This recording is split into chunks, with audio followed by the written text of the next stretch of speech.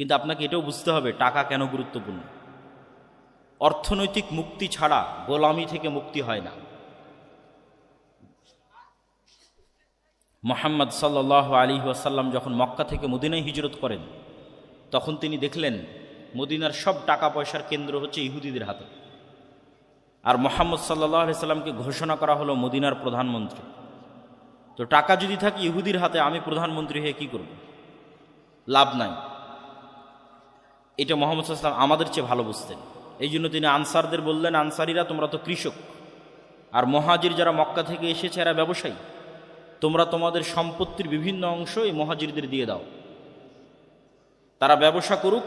ব্যবসা করলে মদিনার অর্থনৈতিক কন্ট্রোল মুসলমানদের হাতে আসবে। হলেও তাই। আল্লাহর নবীর জীবদ্দশাতেই ওসমান ইবনে আফফান, আব্দুর রহমান ইবনে আউফ, জুবাইর ইবনে আল আওয়াম, তারা আল্লাহর নবীর জীবদ্দশাতে কোটিপতি হয়েছে। বদরের যুদ্ধ অবশ্যই একটি ধর্মীয় যুদ্ধ, কিন্তু বদরের যুদ্ধে ঘটার যদি ধারা পরিক্রমা দেখেন, তাহলে দেখবেন এখানে অর্থনীতির গুরুত্ব আছে।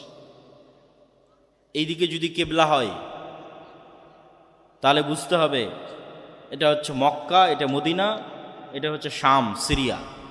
মক্কা থেকে সমুদ্রের ধার দিয়ে তারা ব্যবসা করার জন্য সিরিয়াতে যেত। মুহাম্মদ সাল্লাল্লাহু আলাইহি ওয়াসাল্লাম যখন মক্কা থেকে হিজরত করে মদিনায় আসলেন, তখন ওদের এই ব্যবসায়িক রুট বন্ধ করে দিলেন মক্কার কাফের মুশরিকদের জন্য। ব্যবসায়িক রুট বন্ধ হয়ে যাওয়ায় আবু সুফিয়ান আর ফেরত আসতে পারে না মক্কায়। তখন আবু সুফিয়ান সাহায্য চেয়ে পাঠায় আবু জাহালের কাছে। মদিনা রাষ্ট্রের প্রতিষ্ঠায় 1 সপ্তাহ হয়নি, 10 দিন হয়নি, মানে অল্প কয়দিন হয়েছে। সেই মদিনা রাষ্ট্র আজকে আমাদের ব্যবসায়িক রাস্তা বন্ধ করে দিচ্ছে। তাহলে আজ মদিনা যদি শক্তিশালী হয়, কাল আমরা খাবো কি ব্যবসা না করতে পারলে? তখন ব্যবসায়িক রুট ক্লিয়ার করার জন্য বদরের যুদ্ধ হয়েছে। এই জন্য বদরের যুদ্ধ মদিনার মধ্যে হয়নি, মদিনা থেকে 300 কিলোমিটার দূরে সমুদ্রের তীরে বদরের যুদ্ধ হয়েছে। আচ্ছা, আমরা যে দুটি বইয়ের কথা বলছিলাম, আব্দুর রহিম বিন আব্দুর রাজ্জাক এবং আমার, হয়তো প্রোগ্রামের শেষ পর্যন্ত বইগুলো নাও থাকতে পারে। আপনারা যদি কেউ সংগ্রহ করতে চান, তাড়াহুড়া না করে ধীরস্থিরভাবে স্টেজের পিছনে গাড়ি থেকে সংগ্রহ করতে পারেন, যদি কেউ সংগ্রহ করতে চান। তো মুহাম্মদ সাল্লাল্লাহু আলাইহি ওয়াসাল্লাম অর্থনীতি ভালো বুঝতেন, টাকার গুরুত্ব ভালো বুঝতেন। আমাদেরকেও বুঝতে হবে। উম্মতে মুহাম্মাদি একটি ব্যবসায়ী জাতি। উম্মতে মুহাম্মাদিকে চাকুরিজীবী বানিয়েছে ইউরোপিয়ানরা। উম্মতে মুহাম্মাদি শিক্ষিত জাতি। উম্মতে মুহাম্মাদিকে বেকার বানিয়েছে, শিক্ষা থেকে দূরে নিয়ে গেছে ইউরোপীয় উপনিবেশ। তাহলে এই শিক্ষা, এই ব্যবসা যেমন মুহাম্মদ সাল্লাল্লাহু আলাইহি ওয়াসাল্লামের বৈশিষ্ট্য, তেমন সাহাবীদের বৈশিষ্ট্য। যতদূর পর্যন্ত ইসলামের দাওয়াত গেছে, ততদূর পর্যন্ত ব্যবসায়ীদের হাত দিয়ে ইসলামের দাওয়াত গেছে। যত সাহাবীর জীবনী উঠাবেন, সব সাহাবীকে দেখবেন, অধিকাংশ সাহাবীকে দেখবেন নিজ বাড়িতে, নিজ ঘরে, নিজ এলাকায়, নিজ শহরে, নিজ জন্মস্থানে মারা যায়নি। ব্যবসার দাওয়াতের কাজে ছড়িয়ে পড়েছে, বিভিন্ন পৃথিবীর বিভিন্ন দিকে ছড়িয়ে গেছে। এক একজন এক এক জায়গায় মারা গেছে। কিন্তু উম্মতে মুহাম্মাদিকে এক নির্দিষ্ট জায়গাতেই, এক নির্দিষ্ট কাজেই চাকরের মতো থাকতে হবে, এই স্বভাব ইউরোপীয় উপনিবেশ থেকে এসেছে।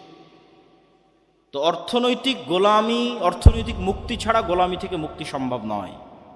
দান অত্যন্ত শক্তিশালী একটি ইবাদত। আমরা কেউ গ্যারেন্টি দিয়ে বলতে পারবো না যে যখন থেকে সালাত ফরজ হয়েছে আমার উপর, তখন থেকে আমি একদিনও সালাত কাজা করিনি, অতএব আল্লাহ তুমি আমাকে জান্নাত দিতে বাধ্য। এই চ্যালেঞ্জ দেওয়ার ক্ষমতা মানুষের নাই। আমরা কেউ বলতে পারবো না যে আল্লাহ আমি একদিনও একটা গুনাহ করিনি, অতএব আপনি আমাকে জান্নাত দিতে বাধ্য। এই চ্যালেঞ্জ দেওয়ার ক্ষমতা মানুষের নাই। তাহলে মানুষ কিভাবে জান্নাতে যাবে? আল্লাহর দয়ার উপর নির্ভরশীল। যে আল্লাহ যা সালাত আদায় করিনি মাফ করে দাও, যা গুনাহ করেছি মাফ করে দাও। তুমি মাফ না করলে জান্নাতে যেতে পারবো না। কিন্তু দুটো রাস্তা আছে নিশ্চিত জান্নাতে যাওয়ার। একটা হচ্ছে আল্লাহর রাস্তায় জিহাদ করে যদি কেউ শহীদ হয়ে যায়, ও জান্নাতে, জান্নাত ওর কাছে বিক্রি হয়ে গেছে। আর একটা টাকা দিয়ে যদি কেউ জান্নাত কিনে নেয়। কিভাবে টাকা দিয়ে জান্নাত বিক্রি হবে? কিয়ামতের মাঠে ধনী অবস্থায় উঠতে হবে, কিয়ামতের মাঠে কোটিপতি অবস্থায় উঠতে হবে, কোটি কোটি টাকার মালিক হয়ে কিয়ামতের মাঠে উঠতে হবে। কিন্তু ওই টাকার মালিক কিয়ামতের মাঠে নতুন করে হওয়া যাবে না, এই দুনিয়াতে থাকতেই কিয়ামতের অ্যাকাউন্টে জমা দিতে হবে। তাহলে কিয়ামতের মাঠে যখন কোটিপতি অবস্থায় উঠবেন, তখন যত পাওনাদার আছে, যত জরিমানা হবে সব পরিশোধ করতে পারবেন। দুনিয়াতেই যদি জরিমানা দিয়ে ইবাদতের কমতি পূরণ করা যায়, দুনিয়াতেই যদি জরিমানা দিয়ে গুনাহের কাফফারা দেওয়া যায়, পরকালের মাঠেও দেওয়া যাবে। হজ করতে গেছেন, হজ করতে গিয়ে ভুল হয়েছে, মুআল্লিম বলছে দম দাও, টাকা দাও, খাসি দুম্বা কুরবানি করব, ইবাদতের কমতি পূরণ হয়ে যাবে। রমজান মাস আসতেছে, দিনের বেলা স্ত্রীর কাছে যদি ভুলবশত গিয়ে থাকেন, কবিরা গুনাহ, টাকা দিয়ে গোলাম আজাদ করেন, মিটে যাবে। টাকা দিয়ে 60 জন মিসকিনকে খাওয়ান, মিটে যাবে। তো টাকা দিয়ে তো দুনিয়াতেই কাফারা আদায় হয়ে যাচ্ছে, কিয়ামতের মাঠেও হবে। কিন্তু ওই টাকার মালিক কিয়ামতের মাঠে নতুন করে হওয়া যাবে না, এখন থেকে হয়ে যেতে হবে। কোটি কোটি টাকার মালিক দুনিয়াতেই হতে হবে, আর দান করে এই টাকা পরকালে নিয়ে যেতে হবে। দেখেন, ঈর্ষা, রাসূল সাল্লাল্লাহু আলাইহি ওয়াসাল্লাম বলছেন দুটো বিষয়ে ঈর্ষা করা যায়। তার একটা হচ্ছে যাকে আল্লাহ কোটি টাকার মালিকও করেছে, আবার সেই টাকা আল্লাহর রাস্তায় ব্যয় করার সুযোগও দিয়েছে। এটা রেয়ার, খুব অল্প সংখ্যক মানুষ পৃথিবীতে পাবেন। কোটি টাকার মালিক হলে তো মানুষ আল্লাহকে ভুলে যায়। কোটি টাকার মালিক হলে তো সে মদ, জুয়া, নারী, দুবাই, জুয়ার পাব, মদের বার, এগুলোই তার জায়গা যখন মানুষ কোটি টাকার মালিক হয়। কিন্তু একজন মানুষ কোটিপতি, আবার ওই কোটি টাকা আল্লাহ তাকে আল্লাহর রাস্তায় ব্যয় করার তৌফিক দিয়েছে, এর চেয়ে সৌভাগ্যবান মানুষ পৃথিবীতে আর হতে পারে না। এই সৌভাগ্যবান মানুষ হওয়ার চেষ্টা করতে হবে। এটা দাউদ এবং সুলাইমানের বৈশিষ্ট্য। ঘরে বসে থাকা যাবে না। কোটি কোটি টাকা ইনকাম না করলে মুসলিম উম্মার মুক্তি নাই। কোটি কোটি টাকা ইনকামও করতে হবে, আল্লাহর রাস্তায় ব্যয় করতে হবে। আজকের বিশ্বে আপনারা খুব ভালো করেই বুঝতেছেন, খুব ভালো করে, এটা গ্রামের মানুষও বুঝে, যে ভেনেজুয়েলার প্রেসিডেন্টকে হাত পা বেঁধে কেন উঠিয়ে নিয়ে গেল। সবাই জানে যে ভেনেজুয়েলাতে কোটি কোটি ব্যারেল তেল আছে, ওই তেল দরকার আমেরিকার। তাহলে এটা টাকার যুদ্ধ। ডলার ভিত্তিক অর্থনীতি যদি পড়ে যায় একবার, ডলার ভিত্তিক অর্থনীতি পড়া আর আমেরিকার পড়া একই কথা। আর আমেরিকার পড়ে যাওয়া আর গণতন্ত্রের বিলুপ্তি একই কথা। আর যেই দিন আমেরিকা পড়ে যাবে, গণতন্ত্র বিলুপ্ত হয়ে যাবে, ওই দিন অর্ধেকের বেশি মুসলিম দেশে খেলাফা কায়েম হয়ে যাবে। সময় লাগবে না। তাহলে মূল অস্তিত্ব ঠিক আছে কোথায়? টাকার উপর। ওই যুগে মুহাম্মদ সাল্লাল্লাহু আলাইহি ওয়াসাল্লামের যুগের মদিনায় যেমন টাকার কন্ট্রোল ছিল ইহুদিদের হাতে, আজ 1400 বছর পর সারা পৃথিবীর টাকার কন্ট্রোল ইহুদিদের হাতে। সব IMF বলেন, ওয়ার্ল্ড ব্যাংক বলেন, সুদি কারবারের মূল মহাজন হচ্ছে তারা। নাম কাওয়াস্তে মুসলমান দেশগুলো স্বাধীন হয়ে আছে, একটা স্বাধীন নয়। কেননা তারা সবাই টাকার কাছে বিক্রি হয়ে আছে, লোন নিয়ে, ঋণ নিয়ে। পাকিস্তান যতই শক্তিশালী হোক, বলুক আমার কাছে পারমাণবিক বম আছে, ওই পারমাণবিক বমের সুইচে বাটনে চাপ দিতে পারবে না আব্বাদের অনুমতি না হলে, যে আব্বাদের কাছ থেকে লোন নিয়ে রেখেছে। তাহলে গোলামিটা কোথায়? টাকার গোলামি। এই জন্য যতক্ষণ আপনি হালাল উপায়ে বেশি ইনকাম না করছেন, ক্যাশ টাকায়, লোনের টাকায় নয়, লোনের টাকা তো গোলামি। সুদের লোন গোলামি। কেননা সুদের লোন আপনাকে মিথ্যা বলা শিখাবে। আর সুদের লোনের বিষয়ে একটা মূলনীতি জেনে রাখেন। গত বক্তব্যে হয়তো বলেছিলাম, আমি যখনই এই নতুন ব্রিজ পার হওয়া থেকে আমার দাদির বাড়িতে পৌঁছা পর্যন্ত একবার গণার চেষ্টা করেছিলাম, অন্তত 20-এরও অধিক NGO প্রতিষ্ঠান আছে যারা ক্ষুদ্র ঋণ, সুদি ঋণ এই অঞ্চলে বিতরণ করে থাকে। তো কতগুলো সুদি প্রতিষ্ঠান আছে তা গণার চেষ্টা করেছিলাম। তো আমি গুণে শেষ করতে পারিনি। এত বেশি সাইনবোর্ড আছে রাস্তার মোড়ে মোড়ে, এত সুদি প্রতিষ্ঠানের। অথচ এই সুদ গোলামি কিভাবে? ইসলামের আগে একটা মূলনীতি বুঝে যান। ইসলামী সমাজ ব্যবস্থা কয়েকটা মূলনীতির উপর দাঁড়িয়ে আছে। তার একটা মূলনীতি হচ্ছে অল্পে সন্তুষ্ট থাকা।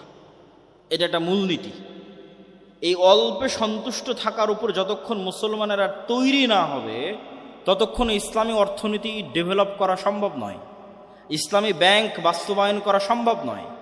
এই অল্পে তুষ্টি কি জিনিস এবং আপনি ধনী হবেন কিভাবে, এই দুটো একটা আর একটার সাথে ওতপ্রোতভাবে জড়িত। আপনাদের দেবীনগরের মানুষকে অনেক দিন অনেক বক্তব্য, অনেক নাসিহা দিয়ে গেছে, আজকে ধনী হওয়ার রাস্তা বলে যায়। কেমনে ধনী হবে? ধনী হওয়ার সহজ বুদ্ধি কি? 1 নাম্বার, পৃথিবীতে ধনী হওয়ার কোনো শর্টকাট রাস্তা নাই। ধনী হওয়ার প্রত্যেক শর্টকাট রাস্তা হারাম। আমার সাথে একটু বলেন তো, ধনী হওয়ার প্রত্যেক শর্টকাট রাস্তা কি? হারাম। চোখ বন্ধ করে মনে করবেন। কেউ যদি এসে বলে ভাই এত টাকা এখানে ইনভেস্ট করলে এত দ্রুত তুমি এত টাকার মালিক হয়ে যাবে, নিশ্চিত জেনে রাখুন ওখানে কোথাও না কোথাও হারাম আছে। সেটা মাল্টি লেভেল মার্কেটিং হোক, সেটা ডেস্টিনির মতো প্রতিষ্ঠান হোক, সেটার যেটাই আপনার গ্রামগঞ্জে আসুক না কেন, ধনী হওয়ার কোনো শর্টকাট রাস্তা নেই। তাহলে ধনী কিভাবে হবে? কম্পাউন্ড ওয়েতে ধনী হবে। আপনাকে উদাহরণ দিয়ে বোঝায় বুঝতে পারবেন। আমার এই হাতে 50 লক্ষ টাকা আছে, এই হাতে 1 টাকা আছে। আপনাদেরকে আমি বললাম আপনি 50 লক্ষ টাকা নেবেন না এই 1 টাকা নেবেন, যে 1 টাকা প্রতিদিন দ্বিগুণ হবে। আজ 1 টাকা, কাল 2 টাকা, পরের দিন 4 টাকা, তারপরের দিন 8 টাকা, তারপরের দিন 16 টাকা। কয়দিন দ্বিগুণ হবে? 30 দিন। 30 দিন এই 1 টাকা দ্বিগুণ হবে। 50 লক্ষ টাকা নেবেন না 1 টাকা নেবেন? তো বেশিরভাগ মানুষ বসে বসে চিন্তা করতে পারে যে 2 টাকা 4 টাকা হবে, 4 টাকা 8 টাকা হবে, 8 টাকা 16 টাকা, 16 টাকা 32 টাকা, 30 দিন পর্যন্ত যেতে আর কতই বা হবে। 400-500 টাকার বেশি হওয়ার কথা না, হতে 50 লক্ষ টাকা নেই।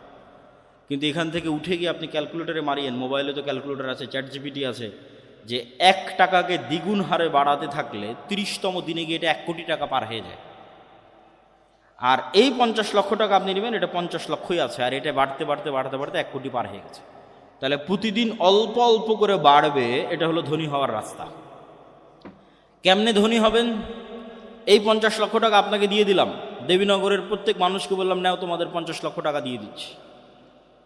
আজকে এখান থেকে উঠে গিয়ে যে বলবে আমি এই 50 লক্ষ টাকা দিয়ে একটা এসি কিনবো, একটা ফ্রিজ কিনবো, একটা মোটর সাইকেল কিনবো, একটা ভালো জামা কাপড় কিনবো, বাড়ি মাটির ছিল ভেঙে পাকা করব, এই জীবনে কোনো দিন ধনী হতে পারবে না।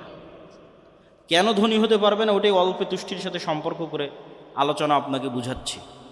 আর যাকে 50 লক্ষ টাকা দিলাম, এখান থেকে গিয়ে চিন্তা করতেছে আমার গায়ের জামা ছেঁড়া আছে, ছেঁড়াই থাক, আমার পায়ের স্যান্ডেল ছেঁড়া আছে, ছেঁড়াই থাক, বাড়ি মাটির আছে, মাটিরই থাক, বাড়িতে ফ্যান নাই দরকার নাই, বাড়িতে এসি নাই দরকার নাই, বাড়িতে ফ্রিজ নাই দরকার নাই।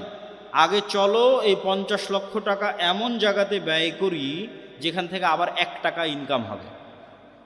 এই মানুষ ধনী হয়ে যাবে, কোটিপতি হয়ে যাবে। সময় লাগবে, 30 বছর পর কোটিপতি হয়ে যাবে, 40 বছর পর কোটিপতি হয়ে যাবে। কেননা ও ওই রাস্তা জানে যে রাস্তায় গেলে কোটিপতি হওয়া যায়। আর যে এই 50 লক্ষ টাকা নিয়ে গিয়ে এসি, ফ্রিজ, মোটর সাইকেল, মাটির বাড়ি পাকা এই জায়গায় ব্যয় করেছে, ও কেন ধনী হতে পারবে না? ও যে মোটর সাইকেল কিনেছে ওখানে তেল কিনতে আবার টাকা লাগবে, ও যে এসি ফ্রিজ কিনেছে ওটার বিদ্যুৎ বিল দিতে আবার টাকা লাগবে, ও যে মোবাইলের ওয়াইফাই নিয়েছে ওটার বিল দিতে আবার টাকা লাগবে।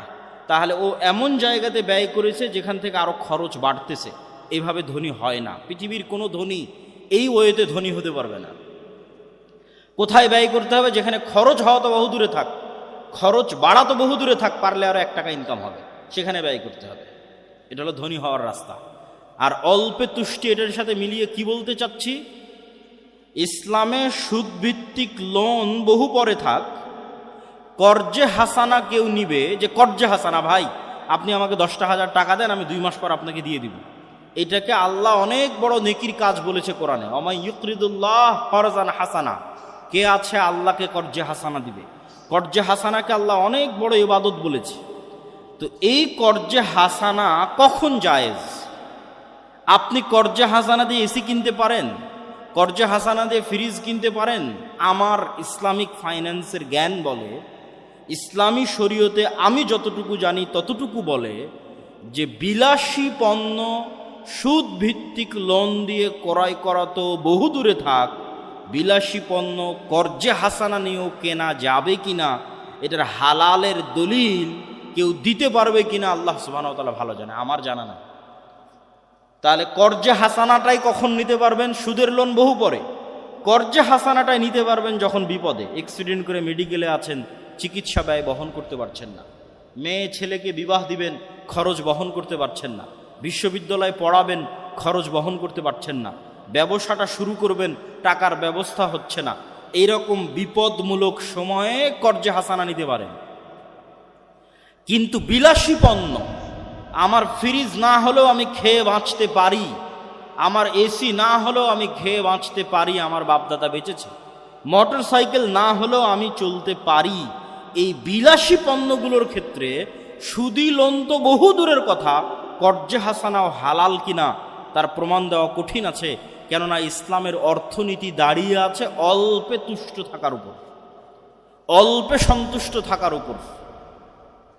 সম্মানিত উপস্থিতি, তো বক্তব্যের শুরুর এই অংশটুকু অর্থনীতির উপর, টাকা পয়সার উপর, দানের উপর দেওয়ার পিছনে কারণ এটাই ছিল, যারা আজকের প্রোগ্রামের আয়োজক তারা আপনাদের সহযোগিতার মুখাপেক্ষী। বেশি ইনকাম করতে হবে, বেশি ইনকাম আল্লাহ রাস্তায় দান করতে হবে, হালাল উপায়ে ইনকাম করতে হবে। চলেন বক্তব্যের মূল বিষয়বস্তুতে যাই। বক্তব্যের বিষয়বস্তু হচ্ছে উম্মতে মুহাম্মাদি গোলামি থেকে কিভাবে মুক্তি পাবে, দাসত্ব থেকে কিভাবে মুক্তি পাবে, দাসত্ব থেকে মুক্তি পাওয়ার রাস্তা কি। আব্দুর রহিম তো আপনাদের সামনে কিছু আলোচনা করলো এবং আমিও সংক্ষিপ্ত ইতিমধ্যে বলে ফেলেছি, একটা পয়েন্ট তো শেষ করে ফেলেছি যে অর্থনৈতিক মুক্তি ছাড়া গোলামি থেকে মুক্তি হয় না। আর অর্থনৈতিক মুক্তির জন্য সুদবিহীন, কর্জবিহীন ক্যাশ টাকার মালিক হতে হবে, তাহলে স্বাধীন। তাহলে আপনি আর গোলাম নাই। সুদবিহীন, কর্জবিহীন ক্যাশ টাকার মালিক হতে হবে, তাহলে আপনি ধনী হয়ে গেছেন, স্বাধীন হয়ে গেছেন। স্বাধীনতার পথে আপনার যাত্রা শুরু হয়ে গেছে। আপনার মাথা উঁচু থাকবে, কোনোদিন নত হবে না, আপনাকে পৃথিবীর কেউ কোনোদিন কিনে নিতে পারবে না। সম্মানিত উপস্থিতি, আর কি রাস্তা আছে গোলামি থেকে মুক্তির? দুটো শর্ত পূরণ করতে হবে, শতভাগ তাওহীদপন্থী মুসলিম এবং শতভাগ ঈমান বিল গায়বে ইয়াকিন। আবারও বলি, শতভাগ তাওহীদপন্থী মুসলিম, শতভাগ ঈমান বিল গায়বে ইয়াকিন। আল্লামা ইকবাল তার কবিতার মধ্যে লিখেছেন, ये दौर अपने বারাহিম কি তালাশ মে হ্যাঁ। আজকের মুসলমানদের মুক্তির একটাই রাস্তা, মুসলমানদের মধ্যে ইব্রাহিম আলাইহিস সালাম নাই।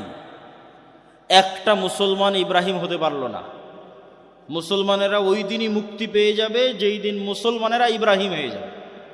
তা আল্লামা ইকবাল লিখছে, আজকের যুগে মুসলমানদের খুব দরকার একজন ইব্রাহিম আলাইহিসসালাতু ওয়াসসালাম। কেন? ইব্রাহিম আলাইহিসসালাতু ওয়াসসালাম হচ্ছেন শতভাগ তাওহীদের আইকন, যাকে মুহাম্মদ সাল্লাল্লাহু আলাইহি ওয়াসাল্লাম আইকন মেনেছে। মিল্লাতা আবিকুম ইব্রাহিম, আমি তোমাদের পিতা, আমার পিতা ইব্রাহিমের মিল্লাতের অনুসারী। এটাই কোষ্টি পাথর সত্য মিথ্যার মানদণ্ডের। কে ইব্রাহিমের অনুসারী সেই সত্য, যে ইব্রাহিমের অনুসারী নয় সেই মিথ্যা। সবাই চেষ্টা করেছে নিজেকে প্রমাণ করার যে আমি ইব্রাহিমের অনুসারী। ইহুদিরাও চেষ্টা করছে প্রমাণ করার আমরা ইব্রাহিমের অনুসারী, খ্রিস্টানরাও চেষ্টা করছে প্রমাণ করার আমরা ইব্রাহিমের অনুসারী। আর মুহাম্মদ সাল্লাল্লাহু আলাইহি ওয়াসাল্লাম এসে কোরআন দিয়ে, তাওহীদ দিয়ে চ্যালেঞ্জ দিয়েছেন যে আমি ইব্রাহিমের উত্তরসূরি, আমি ইব্রাহিমের অনুসারী। কেন? ইব্রাহিম ছিল শতভাগ তাওহীদপন্থী, আমি মুহাম্মদ সাল্লাল্লাহু আলাইহি ওয়াসাল্লাম শতভাগ তাওহীদপন্থী। তাওহীদের আইকন ইব্রাহিম আলাইহিসসালাতু ওয়াসসালাম। দেবীনগরের মানুষ নিজেকে আহলে হাদিস দাবি করতে পারে, সালাফি দাবি করতে পারে। এটা ভালো কথা যে আহলে হাদিস এবং সালাফিরা কবর পূজা করে না, বড় শিরক থেকে তারা মুক্ত থাকে, তাবিজ কবজের আশ্রয় তারা নেয় না। কিন্তু তার মানে এই নয় যে আপনি ইব্রাহিম আলাইহিস সালাম হয়ে গেছেন। ইব্রাহিম আলাইহিস সালাম হওয়া অনেক দূরের পথ। কি পার্থক্য আছে আপনারা ইব্রাহিম আলাইহিস সালামের মধ্যে? ছোট্ট উদাহরণ দিলে বুঝবেন। আপনি দেবীনগরের একজন আহলে হাদিস সালাফি বলে নিজেকে দাবি করছেন, কবর মাজারে গিয়ে সিজদা দেন না, বড় শিরক থেকে মুক্ত, কিন্তু আপনি আবার বিড়ি এবং সিগারেটের নেশায় আসক্ত। আপনি আবার জুয়ার যে খেলাগুলো আছে সেই জুয়ার খেলায় আসক্ত। আপনি আবার যেখানে টাকার লেনদেন আছে অবৈধ, যেখানে ক্ষমতার স্বার্থ আছে সেই ক্ষমতার স্বার্থ এবং টাকার স্বার্থের কাছে বিক্রি হয়ে গেছে। তাহলে কি বোঝা গেল? আপনার নিজের ইলাহ আপনার নাফস, আল্লাহ নয়। ও শায়েখ আব্দুর রাজ্জাক বিন ইউসুফ আজকে উপস্থিত হয়েছে। এটা নিয়ে দ্বিধাদ্বন্দ্বের কিছু নাই। উনি উপস্থিত হয়েছেন, পৌঁছে গেছেন, এখানে আসবেন অল্প কিছু সময়ের মধ্যে ইনশাআল্লাহ। সম্মানিত উপস্থিতি, তাহলে ওই ব্যক্তিটা নিজেকে তাওহীদপন্থী দাবি করলো, সে তাওহীদপন্থী কেন নয় ইব্রাহিম আলাইহিস সালামের মতো? ওর ইলাহ ওই কবর না হলেও, ওর ইলাহ হিন্দুদের ওই দেবদেবী মা কালী না হলেও, ওর ইলাহ ওর নিজের নাফস। ইলাহাহু হাওয়া, আল্লাহ কোরআনে বলেছে যে তারা ইলাহ বানিয়ে নিয়েছে নিজের নাফসকে, নিজের মনের প্রবৃত্তিকে ইলাহ বানিয়ে নিয়েছে। ওর মন চাচ্ছে বিড়ি সিগারেট খাবে, খাচ্ছে। ওর মন চাচ্ছে মদ জুয়া আড্ডা গাঞ্জার আড্ডায় ব্যস্ত থাকবে, থাকছে। ওর মন চাচ্ছে খেলার জুয়ায় ব্যস্ত থাকবে, থাকছে। তাহলে ও এখনো তার কালবে সব দিক থেকে আল্লাহকে প্রাধান্য দিতে পারেনি। শতভাগ ইব্রাহিম আলাইহিস সালামের মতো তাওহীদ মানে আল্লাহ যা ভালোবাসে আপনার কাল পাগলের মতো ওইটাকে ভালোবাসবে। আল্লাহ যা ঘৃণা করে আপনার কালব ওইটাকে পাগলের মতো ঘৃণা করবে। আল্লাহ সুবহানাহু ওয়া তাআলা যা করতে বলেছে আপনি ওটাকে পাগলের মতো করবেন। আল্লাহ যা করতে বিরত থাকতে বলেছে তা থেকে পাগলের মতো বিরত থাকবেন। আপনার কালব যেদিন এরকম পরিপূর্ণ স্বাধীন হয়ে যাবে, এখানে টাকার আধিপত্য নাই, ক্ষমতার আধিপত্য নাই, জুয়া, নেশা, বিড়ি, সিগারেটের আধিপত্য নাই, এখানে নারীর আধিপত্য নাই, এখানে আধিপত্য আছে শুধু আল্লাহ সুবহানাহু ওয়া তাআলার, তখন এবার আপনি ইব্রাহিম আলাইহিস সালামের মতো শতভাগ তাওহীদপন্থী মুসলমান। এরকম মুসলমান ছাড়া উম্মতে মুহাম্মাদের মুক্তি সম্ভব নয়। 2 নম্বর বলেছি ঈমান বিল গায়বে ইয়াকিন। গায়েব কি? আব্দুর রহিম ফেরেশতার কথা বলছিল, এটাই গায়েব। আব্দুল্লাহ বিন আব্দুর রাজ্জাক উপস্থিত হয়েছে, এটা গায়েব নয়, চোখে দেখা যাচ্ছে। আব্দুর রাজ্জাক বিন ইউসুফ উপস্থিত হবে, এটা চোখে দেখা যাবে একটু পরেই। কিন্তু গায়েব কোনটা? এখানে ফেরেশতারা উপস্থিত হয়েছে, এটা গায়েব। এই গায়েব যেই দিন আপনি চোখে দেখতে পাবেন, মানে চোখে দেখা জিনিসের মতো বিশ্বাস করতে পারবেন, ওই দিন উম্মতে মুহাম্মাদের মুক্তি হয়ে গেছে। এই জন্য একটা ঘটনা মনে রাখতে হবে, আসহাবুল উখদুদের ঘটনা। ওয়ামা নাকামু মিনহুম ইল্লা আন ইউমিনু বিল্লাহিল আজিজিল হামিদ। আসহাবুল উখদুদকে বলা হলো ঈমান ছাড়ো, না হলে এই যে জাহান্নামের আগুন, এই আগুনে ঝাঁপ দাও। তো আসহাবুল উখদুদ ঈমান পরিত্যাগ না করে ওই আগুনে ঝাঁপিয়ে পড়ল। তা আপনি কি মনে করেন এই আগুনে ঝাঁপিয়ে পড়া এত সহজ? আজকে দেবীনগরে একটা আগুন জ্বালালাম আর আপনাদের বললাম হয় ঈমান ছাড়াও আগুনে ঝাঁপা এত সহজ নয়। কখন সহজ ওটার রাস্তা বলে দিই, সেটাই ঈমান বিল গায়বে ইয়াকিন। ওই আসহাবুল উখদুদ ওই আগুনের মধ্যে আগুন মনে করে ঝাঁপিয়ে পড়েনি। ওরা দেখতে পাচ্ছিল চাক্ষুষ যে আগুনই তো জান্নাত, এটা দেখতে পেয়েছে যে আমরা যে আগুনের মধ্যে ঢুকছি আমরা তো জান্নাতে ঢুকতেছি। আর যখন পেছন মুড়িয়ে নিজের বাড়ি এবং নিজের ঘরের দিকে তাকিয়েছে, মনে করেন আপনাদের বাড়ি ঘর, এসি, ফ্রিজ, ফ্যান, বিদ্যুৎ সব আছে, ওখানে ওরা দেখছে কি এখানে তো জাহান্নামের আগুন জ্বলতেছে। দেখতে পাচ্ছে যে আমি যদি আমার বাড়িতে ফিরে যাই তো ওখানে তো জাহান্নামের আগুন জ্বলছে, আর যদি আগুনের মধ্যে ঢুকে যাই তো এখানে তো জান্নাত দেখতে পাচ্ছি। এটা যতক্ষণ দেখতে না পাবেন, ভিজুয়ালাইজ না করতে পারবেন, আপনার ঈমান যতক্ষণ ওই পর্যায়ে না যাবে, ততক্ষণ পৃথিবীর মুসলমানদের মুক্তি সম্ভব নয়, বাংলাদেশের মুসলমানদের মুক্তি সম্ভব নয়। এই জন্য আমি বলেছি অন্তত 20% বাংলাদেশের মুসলমানকে লাগবে যে শতভাগ তাওহীদে বিশ্বাসী, যার ঈমান বিল গায়েব ইয়াকিনের লেভেলে শতভাগ, অন্তত 20%। না হলে ইসলামী খেলাফত, ইসলামের রাষ্ট্র প্রতিষ্ঠা করা সম্ভব নয়। আপনি আমাকে আজকে যদি ক্ষমতায় বসান বাংলাদেশের, আজকে যে আব্দুল্লাহ বিন আব্দুর রাজ্জাক আপনাকে বাংলাদেশের ক্ষমতা দিয়ে দিলাম, আমি না, বাংলাদেশের সবচেয়ে পরহেজগার মানুষকে ক্ষমতা দিয়ে দিলেন, আল্লাহওয়ালা মানুষকে। কালকে বাংলাদেশের ক্ষমতায় বসে ঘোষণা দিলাম আজ থেকে বাংলাদেশে ইসলামী আইন অনুযায়ী চলবে। ঘোষণা দেওয়ার 1 সেকেন্ডের মধ্যে আমেরিকা, ভারত থেকে শুরু করে যত দেশ আছে সব অর্থনৈতিক বয়কট দেবে, ডলার আসা বন্ধ হয়ে যাবে, IMF, ওয়ার্ল্ড ব্যাংক তার লোন ফেরত চাইবে, বিদ্যুৎ সাপ্লাই বন্ধ হয়ে